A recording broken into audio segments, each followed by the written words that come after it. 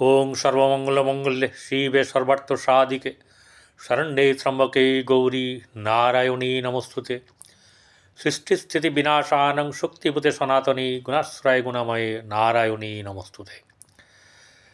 जय बड़ मायर जय, जय महादेवी महामायर जय।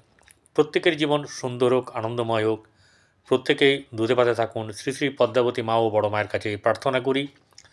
प्रत्येकके आमार এই জ্যোতিষ আচার্য পরিতোষদের চ্যানেলে স্বাগত জানাই এবং যারা আমার সঙ্গে যোগাযোগ করতে চান তারা 8906781462 এই নম্বরে যোগাযোগ করবেন এবং যারা সাবস্ক্রাইব করেননি তারা সাবস্ক্রাইব করবেন, পাশে থাকা বেল আইকনে ক্লিক করে অল বাটনে প্রেস করবেন। গুরুত্বপূর্ণ একটি ভিডিও, অর্থাৎ আমাদের এই 12টা রাশির মধ্যে 5টা এমন রাশি আছে যারা এই বছরে বেশ ভালো থাকলেও মানে অনেকেরই ভালো চলবে, কিন্তু তার মধ্যে এই 5 রাশির খুব কষ্টকর জীবন অতিবাহিত হবে। এই 12টি রাশির মধ্যে 5টি রাশির একদম তুলনামূলকভাবে অন্যান্য রাশির থেকে বেশ কষ্ট বা দুঃখ ভোগ করবে। আগে এক এক করে জানাবো কোন কোন রাশি। দেখুন, প্রত্যেক রাশির ক্ষেত্রেই কিন্তু ভালো মন্দ দুটি ব্যাপারই জড়িত আছে, তাই নয় কি? আমাদের মনুষ্য জীবনেও কিন্তু আমাদের যেমন ভালো আছে তেমনি মন্দ আছে, দিকও আছে। তেমনি এই এক একটা রাশির, এই যে 5টা রাশির বর্ণনা আমি করব, খুব অল্প সময়ের স্বল্প ব্যাপারে আমি তুলে ধরব। কোনো একদম সেই ভাবাবেগের দ্বারা পরিচালিত হয়ে যেমন অনেকে করে সেরকম ব্যাপার না, একদম বলতে পারেন যে কাঁটা ছেঁড়া বিচার। তো প্রথমেই যে রাশিকে দুঃখের রাশি অনেক সময় বলে থাকা হয় সেটা হচ্ছে গিয়ে মেষ রাশি। এই মেষ রাশির ক্ষেত্রে এই যে এই বছরটা বেশ একটু দুঃখে কাটবে। অনেকে অনেক রকম কিছু বলবে, যারা ভুক্তভোগী তারাই একমাত্র জানবে যে আমরা কিভাবে দিন কাটাচ্ছি। দেখুন, এর মধ্যে মানে ব্যতিক্রম তো থাকবেই, কারণ যার জন্মকুণ্ডলী ভালো, যার মহাদশা অন্তর্দশা ভালো, দুটোই যার ভালো আছে তার কিন্তু অনেকটা এর এখনকার থেকে ভালো হবে, মানে যা বলছি তার থেকে ভালো হবে। কিন্তু নর্মালিভাবে যে 2025 সারাটা বছর যদি ভালো করে চাক্ষুষ করা যায় জ্যোতিষের দৃষ্টিতে, তাহলে বলা যায় যে এই মেষ রাশি অর্থ রোজগার করবে। কিন্তু অর্থ রোজগার করলে হবে কি, তার যতটা প্রয়োজন, অর্থাৎ তার পরিবারের সে কর্তব্যপরায়ণ ব্যক্তি হয়ে থাকে, সে কি করবে, তার পরিবারের জন্যে যতটা প্রয়োজন, পরিবারকে সুখে রাখার জন্য, ভালো রাখার জন্য প্রাণপণ চেষ্টা করে, পরিশ্রম অতিরিক্ত করে। এই যে খুব বেশি করে পরিশ্রম করা এবং সেই পরিশ্রম অনুযায়ী অর্থ রোজগার না হওয়া, অর্থ রোজগার যদি হয়েছে তা দিয়ে কুলিয়ে ওঠা, দিনকে দিন তো প্রয়োজনটা বাড়তে থাকে, সে হয়তো রোজগার করছে ভালো, কিন্তু তার ভালো রোজগারটা এখন আর ভালো হচ্ছে না। কারণ ওই যে বললাম, জিনিসপত্রের দাম বাড়ছে, মানে সন্তানদের পড়াশোনার ক্ষেত্রে বা নিজের লাইফে অনেক কিছু খরচ খরচা বাড়ছে। সেই যে সেটাকে মেকআপ দেওয়ার জন্যে সে যদি কোনো সুযোগ পায়, সেই সুযোগ কিন্তু সে সদ্ব্যবহার করে অর্থ রোজগারের জন্য এবং পরিবারকে ভালো রাখার জন্য। ব্যাপার হচ্ছে এইসব করতে গিয়ে কী হচ্ছে, তার স্বাস্থ্যেরও অবনতি হবে, মানসিক চাপ বাড়বে, উদ্বিগ্নতা বাড়বে, হতাশা বাড়বে এবং দিনের শেষে তার ভালো করে রাতে ঘুমও হবে না। এই কারণের জন্য তার শারীরিক দিক থেকে ক্ষতি হবে, তার ওষুধপত্র, তার চিকিৎসা বা এইদিকে ব্যয়, এরকম নানাভাবে তার এই যে বছরটা নানা রকম চাপের মধ্যে দিয়ে তাকে কাটাতে হবে। তাহলে একমাত্র হচ্ছে গিয়ে, তাহলে এই চাপ যদি তার থাকে, অর্থ রোজগার করছে, ভালো রোজগার করছে, আগের থেকে হয়তো অনেকেই বেশি রোজগার করছে বা কম করতে পারে, বেশি রোজগার করেও কিন্তু শান্তি ঠিক করে পাওয়া যাচ্ছে না। সেই দুঃখের বোঝা তাকে বইতেই হচ্ছে এবং এই কষ্ট সে কাউকে কিন্তু চট করে বলবে না, সে কষ্টটা নিজের মধ্যে লুকিয়ে রাখে আর সকলের সামনে হাসি মুখে সে কর্তব্য পরায়ণের মতন করে কাজ করে চলে।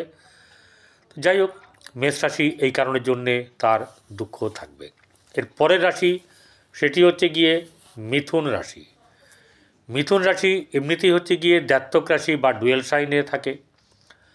এই রাশির জাতক জাতিকারা সিদ্ধান্তহীনতায় ভোগে, কি করবে কি করবে না, কোনটা করা উচিত কোনটা করা উচিত নয়, কি করলে ভালো হবে, এই চিন্তাতেই তারা বেশ সময় তাদের কেটে যায় এবং বেশিরভাগ সময় নেওয়া সিদ্ধান্ত তাদের ভুল বলে প্রমাণিত হয়। এই কারণে তারা পস্তাতেও থাকে, ওটা কেন করলাম না, এরকম হলে ভালো হতো।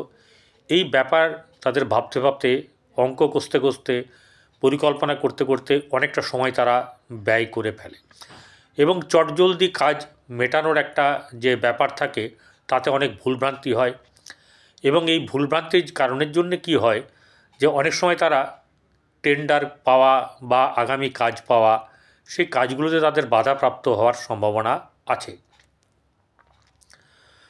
অর্থ দিক থেকে তার মাঝে মধ্যে বেশ ভালো যাবে, চাঙ্গা থাকবে, আবার অনেক সময়তেই বেশিরভাগ সময় তার কী হবে, তার ক্ষেত্রে কিন্তু দেখা যাবে যে খরচের পরিমাণ অনেক বেড়ে যাবে, যার ফলে সামাল দিতে পারবে না এবং খুব বেশি ডিপলি চিন্তা করতে কিন্তু এরা পারে না। তাই যে কোনো কাজকে চটজলদি নিপটে নেওয়া এরা চেষ্টা করে। ঠিক আছে, এরা সরল মানুষ, বিশ্বাস করে অনেক সময় ঠকবে, টাকা রেখে কারো কাছে টাকা রেখে সে টাকা পাবে না, বা ভুল জায়গায় টাকা ইনভেস্ট করা, এই ব্যাপারগুলো হবে।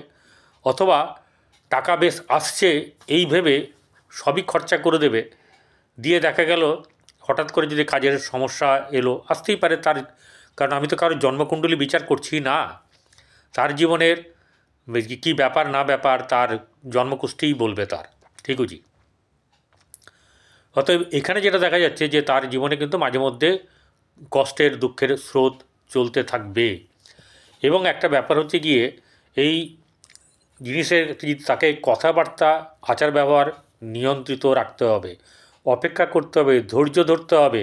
এই ব্যাপারটা যতটা খারাপ হবে, ধৈর্য কম হবে, তাতে তত বেশি তার সে কষ্টের শিকার হবে। অনিয়ন্ত্রিত কথাবার্তা অনিয়ন্ত্রিত রাগ আপনার কিন্তু কর্মের দিক থেকে, পেশাগত দিক থেকে ক্ষতি করতে পারে। সেই দিক থেকে আপনাকে সাবধান হওয়ার উচিত।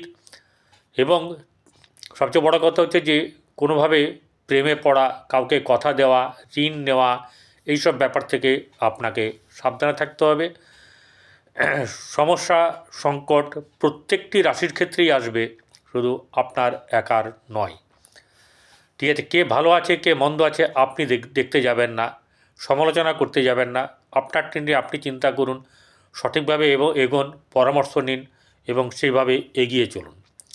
এরপরে যে রাশি সেটি হচ্ছে সিংহ রাশি, এই কর্কট রাশি। কর্কট রাশি হচ্ছে গিয়ে চন্দ্র তার অধিপতি। এই চন্দ্রের জায়গায় কী হচ্ছে, জল বয়ে যাওয়া, এটি একটি ব্যাপার। তো চন্দ্র কী হয়, কল্পনাপ্রবণ, ভাবপ্রবণ হয়ে থাকে। এরা বেশিরভাগ সময় কল্পনার জগতে থাকার কারণের জন্যে বাস্তবে হোঁচট খায়। এই বাস্তবে হোঁচট খাওয়ার কারণের জন্যে কী করলে ভালো হবে বা কতটা ভালো হবে এটার দিকে তাদের ধ্যান অনেক সময়ই থাকবে না। এরা সরল কথায় সরল বিশ্বাস করবে এবং তার কারণের জন্য ঠকবে। ঠিক আছে, এই ব্যাপারগুলো তাদের বেশ অনেকটাই তাদেরকে জীবনে ভোগাবে। আরেকটা জিনিস হচ্ছে গিয়ে এই কর্কট রাশির দিক থেকে যেটা হচ্ছে গিয়ে এদের শারীরিক দিক থেকে অসুবিধা, কারণে এদের অর্থ ব্যয় হবে এবং যেটা হচ্ছে গিয়ে খুব সুন্দর করে কথাবার্তা ব্যবহার এবং ধৈর্য রাখতে হবে। পরিবারের সঙ্গে শুভ ব্যবহার করতে হবে, না হলে নেতিবাচক প্রভাব পরিবারের মধ্যে পড়লে আপনার কোনো দিকে, না বাইরে না ঘরে, কোনো দিকটাতেই কোনো কিছুভাবে ঠিক থাকবে না। তার কারণের জন্যে আপনাকে এই কষ্ট দুঃখ পোয়াতে হবে। সন্তানকে নিয়ে চিন্তা, স্ত্রীকে নিয়ে চিন্তা, মানে পরিবারের সকলকে নিয়ে চিন্তা, নিজের জন্যে চিন্তা। এই চিন্তা এতটা বেশি, এত দ্রুত চলবে যে আপনি কোনো কিছু করে ঠিক করে উঠতে পারবেন না। পয়সা আসছে হাতে, কিন্তু এই পয়সাটা হঠাৎ করে কোথায় কিভাবে কাজে লাগালে বা কতটা ব্যয় করলে আপনি ঠিকভাবে এগিয়ে চলতে পারবেন, সেই ব্যাপারটা খেয়েই আপনি হারিয়ে ফেলবেন, যার কারণের জন্যে আপনার এই দুর্গতির ব্যাপারটা আসবে। চলে আসবো এবারে কর্কট রাশি, এই সিংহ রাশি। সিংহ রাশির জাতক জাতিকাদের হচ্ছে গিয়ে এরা খুব অভিমানী। তো অভিমান যদি কেউ নিয়ে চলে, অনেক সময় কর্মক্ষেত্রে তার কিন্তু ইগো প্রবলেমের কারণে খারাপ হবে, আবার অহংকারের কারণের জন্যও তার খারাপ হবে। তো একটা ব্যাপার হচ্ছে যে ক্রোধকে সংযত করতে হবে এবং খরচ খরচার ব্যাপারে লাগাম টানতে হবে। আপনার কাছেও অর্থ এলে আপনি রাজা, সিংহ হচ্ছে বনের রাজা, তো আপনার নিজেকে কিন্তু অর্থ যখন চলে আসে তখন নিজেকে রাজা মনে হবে। অর্থ তো আসবেই, মাঝে মধ্যেই আসবে এবং অনেক সময় আবার আসবে না। তো তখন কি হতে পারে, তখন আপনার এই যেটাকে হচ্ছে যে অর্থ নিয়ে পরিচালনার ব্যাপারটা, অর্থটাকে কীভাবে কাজে লাগানো যাবে না যাবে, সেই ব্যাপারটাকে ঠিকঠাক করার আপনার বেশ দায়িত্ব সহকারে করতে হবে। নিজের প্রতি নজর দিতে হবে। প্রত্যেকটি ব্যাপারে আপনার খামখেয়ালিপনা করলে চলবে না, কারণ যখন যেমন অবস্থা হবে তখন সেরকমভাবে আপনাকে চলতে হবে। ক্রোধকে সংযত করতে হবে এবং আয় অনুসারে ব্যয়ের ব্যাপারটা এবং আপনার আজকের আছে আগামীকালের ব্যাপারটা, এটা চিন্তা করে আপনাকে চলতে হবে। আর্থিক সমস্যা আপনার জীবনের অনেক কিছুকে বিনষ্ট করে দিতে পারে। আপনার ভেতরে যে সন্দেহ থাকবে সেই সন্দেহ দূর করতে হবে। অর্থ যখনই আসবে সেই অর্থকে ফট করে খরচ করে দেওয়া, এই ব্যাপারটা করবেন না। হয়তো ধার অনেকের আছে, ধার শোধ করতে হতে পারে, কিন্তু সব কিছু আপনাকে একটুখানি মেপে বুঝে শুনে কাজ করতে হবে। তো অর্থ হাতে পাওয়ার পরে কি করবেন, ঠান্ডা মাথায় চুপ করে বসবেন, বসে কি করবেন, হিসেব করে কাজ করবেন। আর যদি কাজ ঠিকভাবে না হয়েছে তাহলে এই দুঃখের কারণের জন্যে আপনার শান্তি বিঘ্নিত হবে, সন্তানদেরকে নিয়ে চিন্তা হবে এবং আপনাকে নানা সমস্যার সম্মুখীন হতে হবে। এবারে চলে আসবো হচ্ছে মীন রাশি। মীন রাশির জীবনটা হচ্ছে উত্থান পতনের একটা দিক থাকে। আপনার এই রাশিটি হচ্ছে ডুয়েল সাইনের রাশি, অর্থাৎ দ্ব্যর্থক রাশি। চিন্তাভাবনার ক্ষেত্রে আপনার পরিপক্কতার অভাব দেখা দেবে। সবসময় মনে হতে পারে যে আমি যা করছি ঠিক করছি, কিন্তু অনেক সময় ভুল কাজই আপনি করবেন। এবং সবচেয়ে বড় কথা হচ্ছে যে আপনার মধ্যে ক্রোধ অনেক সময় আপনার জীবনকে, আপনার চলার পথকে অনেক সময় মন্থর করে দিতে পারে বা আপনাকে বেগ পেতে হতে পারে। এই মীন রাশির জাতক জাতিকাদের শারীরিক দিক থেকে এবং মানসিক দিক থেকে অনেকটাই চাপে থাকবেন এবং সবচেয়ে বড় কথা হচ্ছে যে আপনার চিন্তাভাবনার মধ্যেও কিন্তু সেই বাস্তবতার ছাপের অভাব দেখা দেবে, যার কারণে আপনাকেও কিন্তু চিন্তা করতে হবে। অর্থ যখন আসবে, ব্যবসা যখন ভালো চলবে বা যারা কর্মজগতের মধ্যে জড়িয়ে আছেন তাদের ক্ষেত্রেও বলছি যে আপনাদেরকেও কিন্তু একটু নির্বাচন করে ভালো করে আপনাকে অর্থর ব্যাপারটাকে ঠিকঠাক করে চলতে হবে। সবসময় তো অর্থের কারণে যেন দুঃখ হয় এমনটা তো নয়, অনেক কারণেই হতে পারে। আপনার সেই কারণের জন্যে কি হচ্ছে, আপনার আয় ব্যয় যেমন একটা ব্যাপার, তেমনি ঘরে গৃহ শান্তি রাখার জন্যে আপনাকে ঠিকভাবে চলতে হবে এবং সন্তানদেরকে ঠিক করে দেখা, প্রত্যেকটি ব্যাপারে আপনাকে একটু বাস্তব চিন্তার মাধ্যম দিয়ে সব কিছু সলভ করতে হবে এবং কল্পনা জগৎকে দূরে সরিয়ে রাখলে আপনার জীবন আগের থেকে অনেক ভালো হবে। ভিডিওটি ভালো লাগলে আপনারা লাইক করবেন। নমস্কার।